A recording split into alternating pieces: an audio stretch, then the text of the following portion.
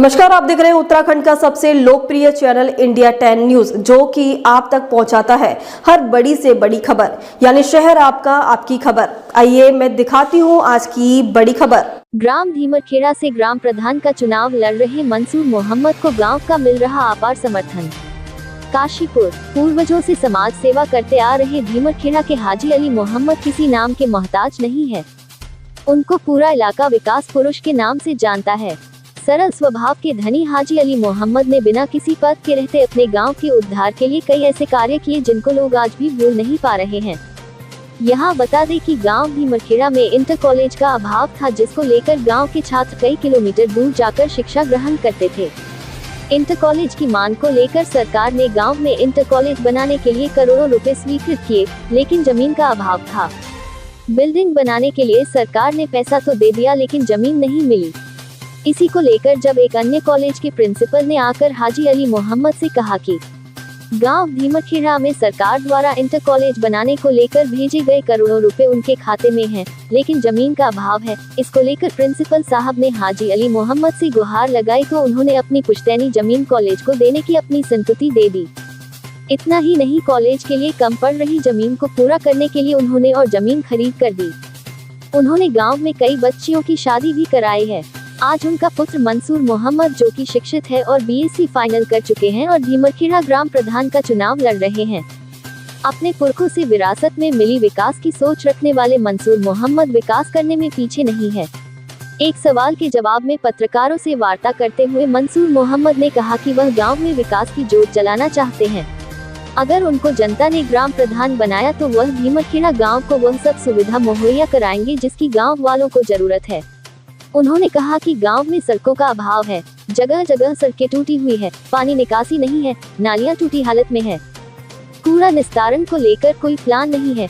गांव वासी विधवा पेंशन, वृद्धा पेंशन, राशन कार्ड को लेकर खासा परेशान है।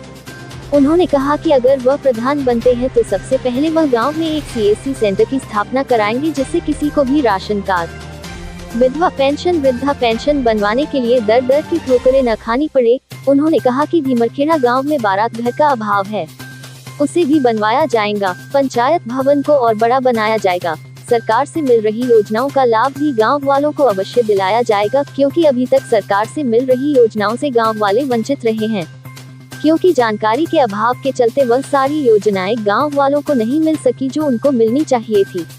काशीपुर से सह संपादक जुगनू खान की रिपोर्ट। सारा कुछ जो पहला क्या हुआ है, गांव में मतलब मेरा बसाया, मेरे बाप को बसाया हुआ ये गांव धीमरखेड़ा पार का मजरा मेरे पिताजी ने बताया, हाजी गुलाम मोहम्मद जी ने।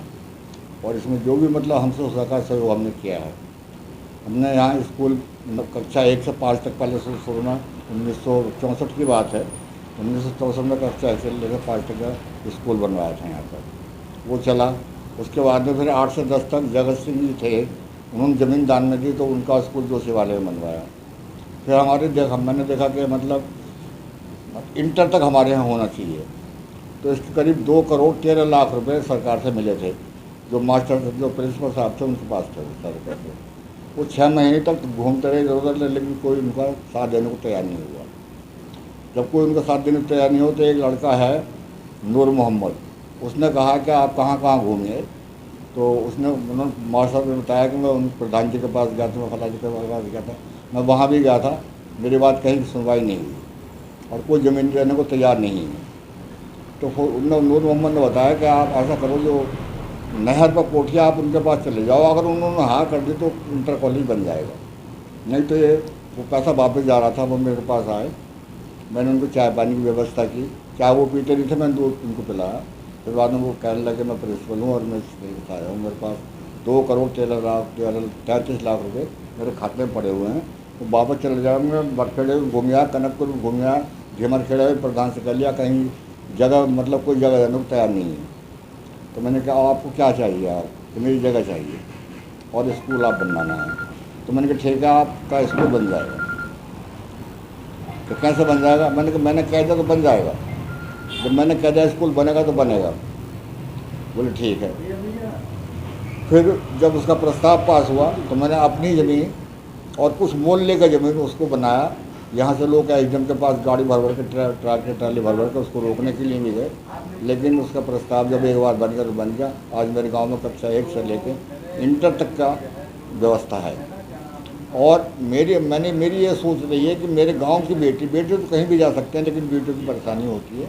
मेरी गांव की बेटी इतनी मेहनत चारों तरफ की, मेरी बेटी जो है 1 से लेकर इंटर तक मेरे आंखों के सामने पढ़ेंगे और यहीं पर रहेंगे। ये सोच मेरी करके मैंने इंटर तक का स्कूल बनवाया है। बहुत अच्छा आपने जो है प्रयास किया, और आप अपने बेटे को भी यही प्रेरणा देंगे कि वो यहाँ का जो है विकास करे और ग्राम प्रधान बन के जो है।